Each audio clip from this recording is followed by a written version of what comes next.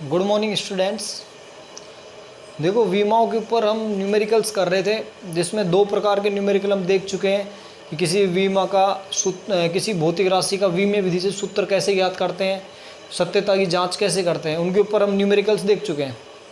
अब देखो जो हम वीमाएँ पढ़ते हैं वो तीन भौतिक राशियों में हम पढ़ते हैं, एम, एल और टी के रूप में। यानी किसी भौतिक राशि की हम वीमा या तो द्रव्यमान या लंबाई या फिर समय। इसके अलावा आवेश की बीमा आप देखोगे, विभवांतर जहाँ धारा काम में आ जाए वहाँ हम एम्पियर भी काम में ले लेते हैं, कैपिटल ए। जहाँ धारा काम में आएगी वहाँ यहाँ पे कैपिटल ए काम में ले लेंगे, धारा का सिंबल आ जाता है। इसके अलावा यदि पदार्थ की मात्रा काम में आती है, मोल काम में ले लेते हैं। प्रदीपन तीव्रता या ज्योति तीव्रता काम में आती है, कैंडिला काम में ले लेते हैं, CD। तो ये सारे जो हमारी मूल राशियां थी उनके मूल मात्रक के हम सिंबल काम में लेते हैं। यहाँ पे मास, यहाँ पे लंबाई लेंथ, यहाँ पे समय टाइम। लेकिन कई बार क्वेश्चन में क्या करता है, वो इन मूल राशियों के अलावा भौतिक राशियां हमें दे देता है। जैसे क्वेश्चन आ जाए कि यदि लंबाई, बल और समय को मूल राशियां माना जाए तो द्रव्यमान का मात्रक होगा। यानी यहाँ पे जो बल है वो व्युत्पन्न मात्रक है, हम जानते हैं व्युत्पन्न मात्रक है। लेकिन क्वेश्चन में ये दे दिया जाता है कि बल एक यदि मूल मात्रक माना जाए तो उस कंडीशन में द्रव्यमान का मात्रक क्या होगा। तो देखो ऐसे क्वेश्चंस कैसे आते हैं, तो हम क्वेश्चन से समझते हैं इसको किस प्रकार के क्वेश्चन आते हैं। जैसे हमें क्वेश्चन दे दिया जाए, यदि बल F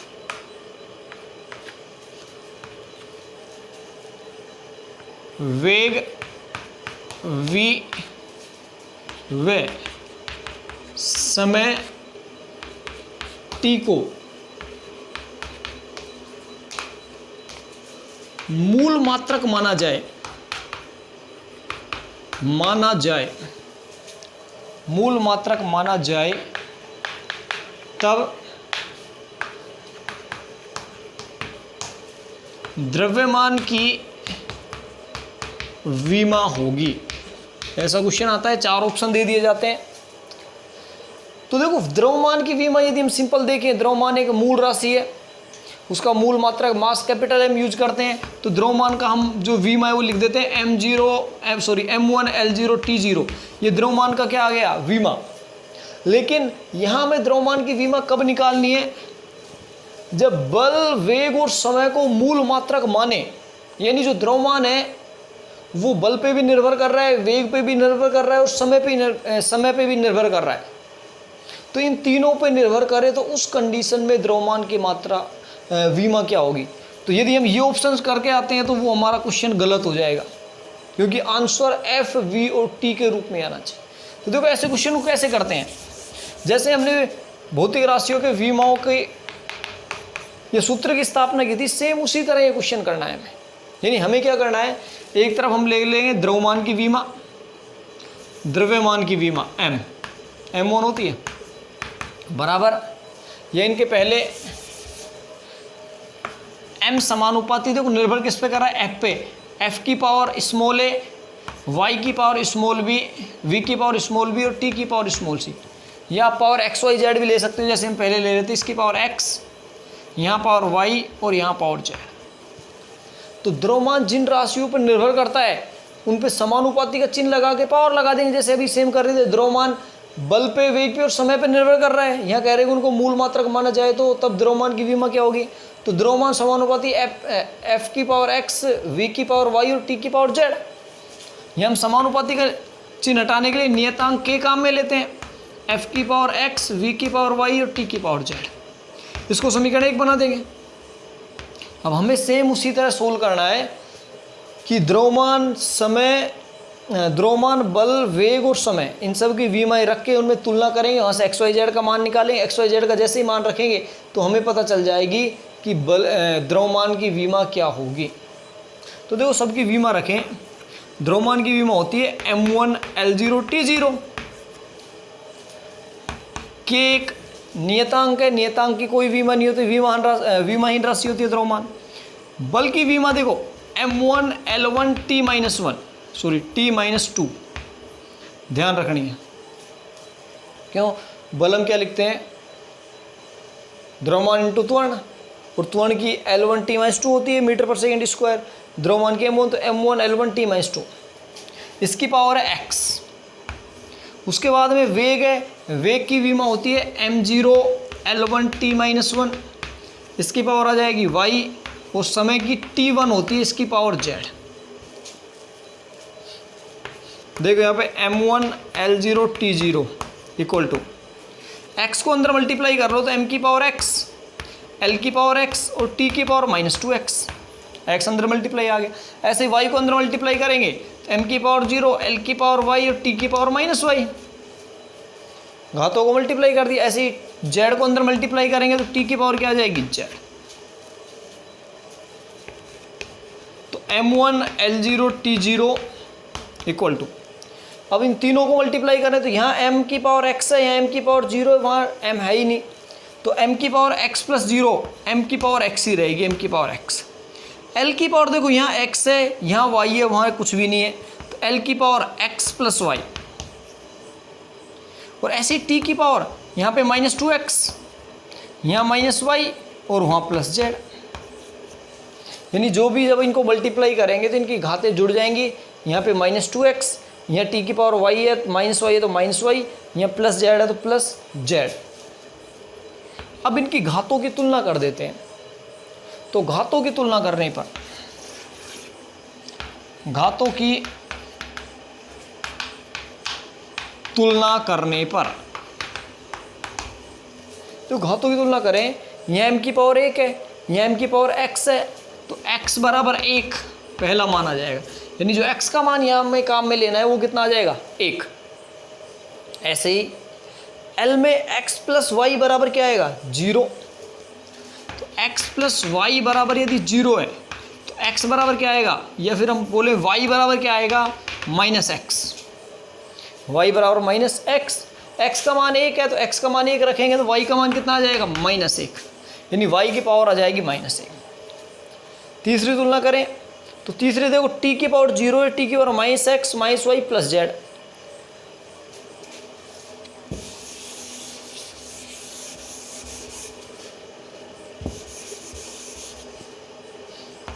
तो यहाँ देखो हम लिख सकते हैं -2x -y plus z equal to 0, क्यों इधर t की पावर 0 है, इधर t की power -2x -y plus z है।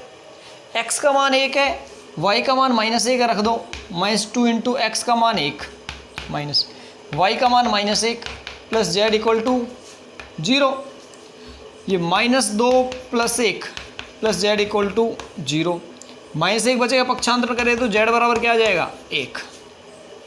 तो देखो z का मान आ रहा है 1, y का मान आ रहा है -1 और x का मान आ रहा है 1। इस समीकरण 1 में रख दें सारे मान, तो देखो समीकरण 1 आ जाएगी m बराबर के x की पावर f की पावर 1, y की पावर -1 और z की t की पावर 1, यानी जो द्रव्यमान की विमा है वो हो जाएगी m की विमा इक्वल टू आ जाएगी यहाँ पे f की पावर 1, y की पावर v की पावर -1, t की पावर 1। तो ये आंसर इसमें सही होगा, यानी जो हमें आंसर निकालना है वो किसके रूप में आएगा, बल, वेग और समय। तो ऐसे क्वेश्चन का ध्यान रखना है कि बल, वेग और समय को मूल मात्रक मान ले तो द्रव्यमान की विमा क्या होगी। सेम उसी तरह हमें क्वेश्चन को सोल्व करना है कि बल की पावर x, वेग की पावर y, t की पावर z, उनकी विमाओं की तुलना करिए। विमाओं की तुलना को हमें समीकरण 1 में रखना है, वहाँ से हमें पावर मिल जाएगी और उन पावर को जब इन राशियों पे लगा देंगे तो वो घातें क्या कहलाती है, विमाएं। यानी यहाँ पे द्रव्यमान में क्या, f की विमा 1, v की विमा, वेग की विमा -1 और समय की विमा 1। तो ऐसे क्वेश्चन पेपर में पूछे जाते हैं। जैसे एक क्वेश्चन और करते हैं,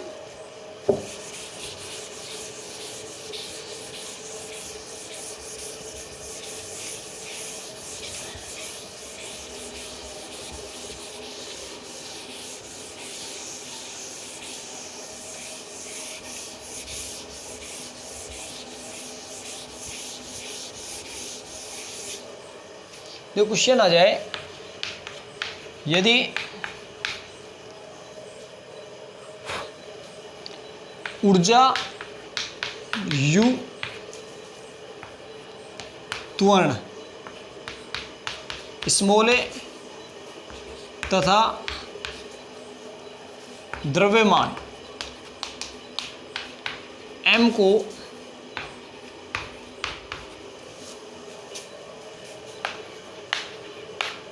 मूल राशि माना जाए तब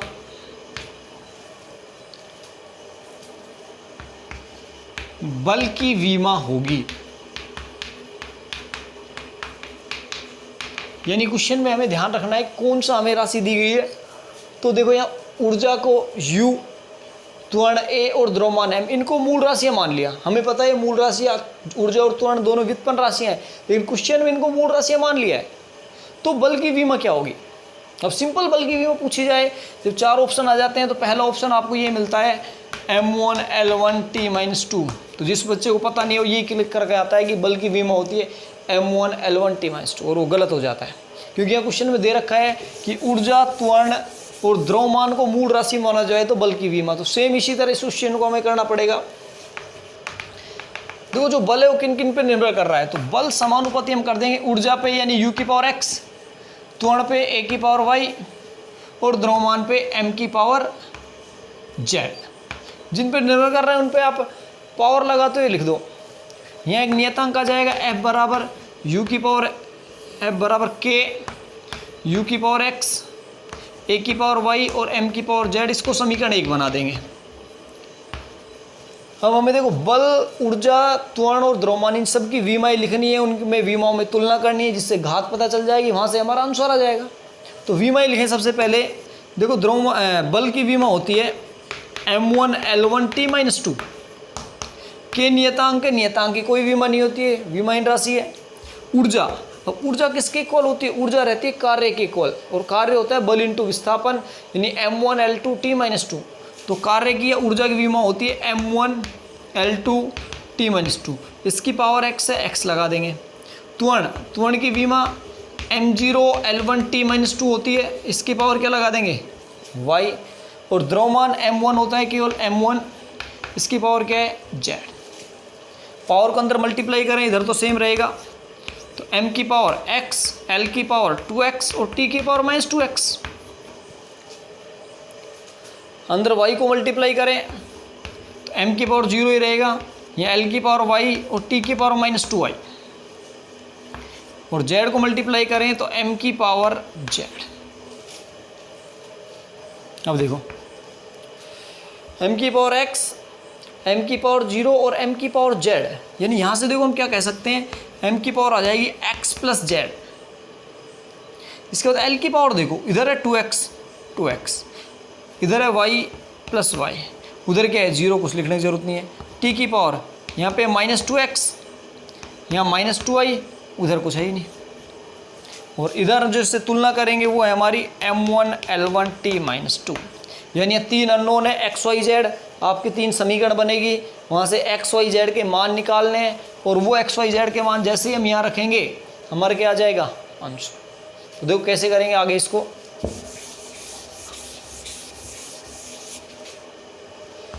विमाओं की तुलना करने पर तो देखो x प्लस z आएगा 1 के बराबर, या द्रव्यमान की विमा के बराबर, तो x प्लस z बराबर 1, तो यहाँ आ जाएगा x प्लस z बराबर 1, समीकरण हो जाएगा। उसके बाद में देखो L2 2x प्लस y बराबर कितना आ रहा है? ये भी 1 के बराबर आ जाएगा। और तीसरा देखें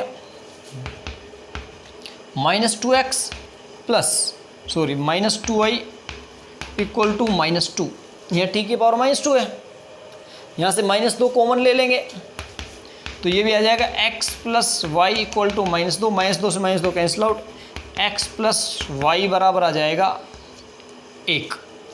तो 3 समीकरण हो गए। ये पहला समीकरण है, ये दूसरा समीकरण है और ये तीसरा समीकरण है। तीनों को सोल्व करना है। तो कैसे सोल्व कर सकते हैं हम? यहाँ से आप x का मान यहाँ रख दो निकाल के, y का मान हमारा आ जाएगा। x का मान यहाँ से कितना आएगा? यहाँ से यदि x का मान हम निकालें तो x बराबर आएगा 1 माइनस वाई, वाई का पक्षांतरण कर दिया। यहाँ पे इसको रखें तो देखो 2 into 1 minus y plus y equal to क्या आएगा 1। अंदर मल्टीप्लाई कर दो 2 minus 2y plus y equal to 1। तो 2y में से y गया तो minus y equal to 1 minus 2। तो minus y equal to -1, y equal to क्या जाएगा 1, यानी y का मान हमें मिल गया हुआ है। 3 समीकरणों को मैथमेटिकली जैसे हम सोल्व करते हैं सिंपल, हमें वैसे ही सोल्व करना है। यहाँ x प्लस वाई था, यहाँ से हमने x का मान निकाल लिया, y का पक्षांतरण कर दिया, x बराबर 1 माइनस वाई। इस x की वैल्यू को यहाँ पुट कर दिया हमने। जैसे x की वैल्यू को पुट करेंगे तो 2 इंटू एक्स की वैल्यू 1 माइनस वाई, अंदर मल्टीप्लाई करो 2 माइनस 2y प्लस 1, 2y में से y गया माइनस वाई 1 माइनस 2, तो y का मान आ गया 1। अब इस y के मान को आप यहाँ पुट कर दो वापस, x का मान मिल जाएगा हमें। तो देखो x का मान कितना आएगा, यहाँ से यदि हम देखें, इसको मिटा देते हैं इधर,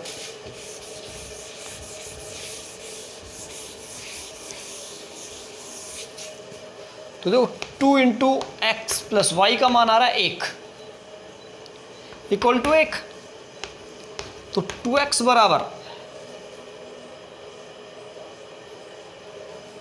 इसका पक्षांतर करो 0, x बराबर 0 आ गया। यहाँ से x का मान समीकरण 1 में रख दो तो 0 प्लस जेड बराबर 1, तो यहाँ से z बराबर क्या आ गया 1, यानी 3 मान हमारे पास आ गए।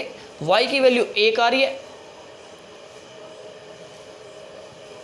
x की वैल्यू आ रही है 0 और z की वैल्यू आ रही है कि यहाँ रख देंगे। तो यहाँ रखेंगे तो संबंध हमारा क्या बनेगा, x0 y1 और z1।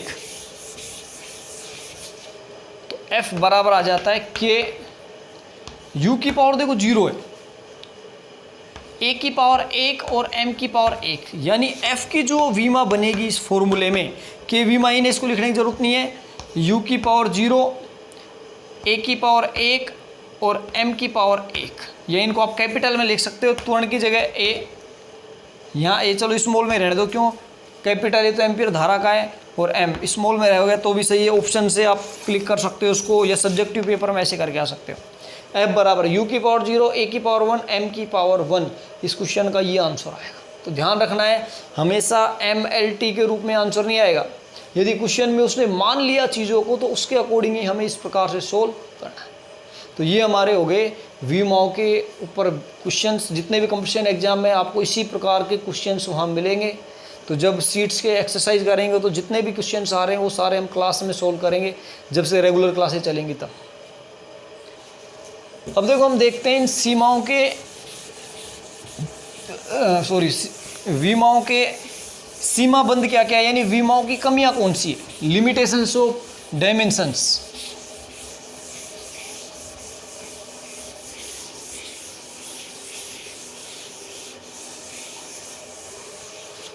विमीय समीकरणों की कमियां,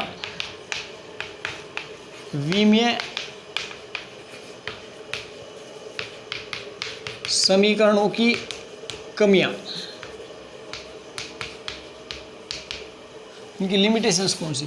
तो देखो हमने विमीय समीकरणों का उपयोग अभी देख लिए थे, अब इनकी कमियां क्या क्या है। तो देखो बेसिकली 4 कमियां रहती है विमाओं की। जैसे पहली कमी की हम बात करें विमाओं में, कि विमीय समीकरणों द्वारा हम किसी नियतांक या संख्या के गुणांक के बारे में कोई जानकारी नहीं दे सकते। जैसे हमारे पास ऊर्जा का फॉर्मूला आता है k बराबर गतिज ऊर्जा का 1/2 mv²। तो यहाँ 1/2 कैसे आया, इसके बारे में विमाओं से कुछ पता नहीं चलता। जैसे हमने क्वेश्चन किया था F बराबर आया था KMA, यहाँ k हमने k बराबर 1 माना था, ये प्रयोगों से आता है, विमाओं से ज्ञात नहीं होता, इसलिए k का मान हमने प्रयोगों से लिखा था। तो जितने भी गुणांक आते हैं या जितने भी नियतांक आते हैं, उन नियतांकों के बारे में विमाओं से कोई जानकारी प्राप्त नहीं होती। यानी ये विमाओं की कमियां होगी कि विमाओं की सहायता से हम इन नियतांकों या इन गुणांकों के बारे में पता नहीं कर सकते कि ये कहाँ से आए हैं, इनका मान कैसे आया है। तो ये पहली कमी होगी कि विमाओं की सहायता से नियतांक और संख्याओं के गुणांकों का पता नहीं लगाया जा सकता। देखो दूसरी इसकी कमी क्या रहती है विमाओं की, दूसरी कमी होती है कि विमीय समीकरणों द्वारा 3 से अधिक भौतिक राशि वाली समीकरण की स्थापना हम नहीं कर सकते। यानी जब भी हम विमाएं काम में लेते हैं तो एमएलटी यानी द्रव्यमान, लंबाई और समय, तीन को ही लेके चलते हैं। विद्युत धारा या ज्योति तीव्रता ये आ जाएंगी तब चौथी विमा काम आती है, लेकिन वो हर एक क्वेश्चंस में नहीं आती। जैसे हम बात करें पृष्ठ तनाव की, जब हम निकालेंगे तो पृष्ठ तनाव का जो फॉर्मूला आता है T बराबर HDGR अपॉन कोस थीटा आता है उसका फॉर्मूला। तो यहाँ वो उसकी ऊंचाई पे भी निर्भर करती है, घनत्व पे भी निर्भर करती है, गुरुत्वीय त्वरण पे भी निर्भर करती है और उसकी त्रिज्या पे भी निर्भर करती है। यहाँ 4 भौतिक राशियाँ आ गई, जबकि हम इस फॉर्मूले में 3 भौतिक राशियों को ही सोल्व कर पाते हैं। इसका मतलब यदि किसी समीकरण में या किसी सूत्र में 3 से अधिक भौतिक राशियाँ उपस्थित हों तो उस सूत्र की स्थापना हम विमीय विधि से नहीं कर सकते। ये इसकी दूसरी कमी आ गई। तीसरी कमी की बात करें तो विमाओं की सहायता से त्रिकोणमितीय फलन जितने भी होते हैं उन त्रिकोणमितीय फलनों की हम सूत्र की स्थापना नहीं कर सकते, या चरघातांकी फलन जैसे ई की पावर में जितने भी आते हैं त्रिकोणमितीय फलन होते हैं। हम समीकरण लिखते हैं y बराबर a sin थीटा। जब तरंग का समीकरण लिखेंगे तब हम लिखेंगे जो विस्थापन होता है उसका y बराबर a sin थीटा, a आयाम है, थीटा कोण है जिससे वो विस्थापित होती है। तो यहाँ sin थीटा आ गया, ये त्रिकोणमितीय फलन है। तो जिनमें त्रिकोणमितीय फलन आ जाए या फिर चरघातांकी फलन आ जाए या फिर लोग के फलन आ जाए, logarithm log e log n आ जाए, तो ऐसे समीकरणों की स्थापना हम विमीय विधि द्वारा नहीं कर सकते। तो ये भी एक विमाओं की कमी है कि जितने भी चरघातांकी फलन आते हैं, जितने भी त्रिकोणमितीय फलन आते हैं, ये ऐसे समीकरण जिनमें लोगरिथम लोग काम में आता है, उन समीकरणों को हम विमीय विधि द्वारा उत्पन्न नहीं कर सकते। ये इसकी तीसरी कमी थी। इसके अलावा इसकी चौथी कमी की बात करें तो विमाओं से हम ये पता नहीं कर सकते कि ये राशि सदिश है या अदिश। यानी विमाओं की सहायता से हमें भौतिक राशियों के सदिश व अदिश होने का पता नहीं चलता। यानी हम पता नहीं कर सकते विमाओं की सहायता से कि ये भौतिक, जैसे द्रव्यमान की हम बात करें, द्रव्यमान अदिश राशि है, वेग सदिश राशि है, बल सदिश राशि है, विद्युत धारा एक अदिश राशि है। ये चीज़ें हम विमाओं की सहायता से पता नहीं कर सकते। ये हम अलग चैप्टर जब पढ़ेंगे तो उसमें सदिश और अदिश हम डिटेल में पढ़ेंगे, वहाँ हमें पता चलेगा कि विद्युत धारा अदिश क्यों है, बल सदिश क्यों है, वहाँ देखेंगे। लेकिन यहाँ पे हम विमाओं की सहायता से इनको ज्ञात नहीं कर सकते। तो ये 4 विमाओं की कमियाँ थी।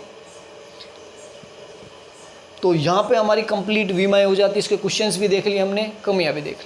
अब नेक्स्ट टॉपिक हम पढ़ेंगे कि मापन में त्रुटि कैसे आती है। यानी जब भी हम संख्याओं को मापते हैं तो उसका वास्तविक मान और लिया गया पाठ्यांक दोनों में तुलना करते हैं तो उसमें कुछ ना कुछ त्रुटि आ जाती है। तो वो किस प्रकार से त्रुटि आ सकती है, किन किन विधियों से त्रुटि को हम ज्ञात करते हैं, वो सारी पढ़ेंगे हम नेक्स्ट लेक्चर में। Thank you.